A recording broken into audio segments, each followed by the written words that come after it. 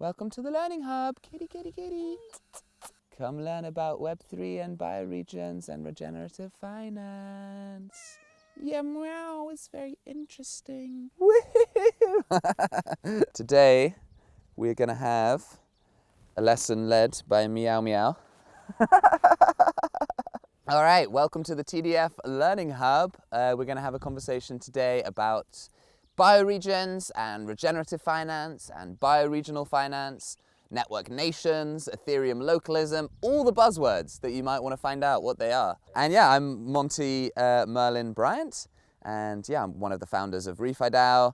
I do a lot of work in the Celo blockchain ecosystem, and also started this initiative called Regen Coordination to bring lots of these different communities and networks and projects together for the regenerative movement.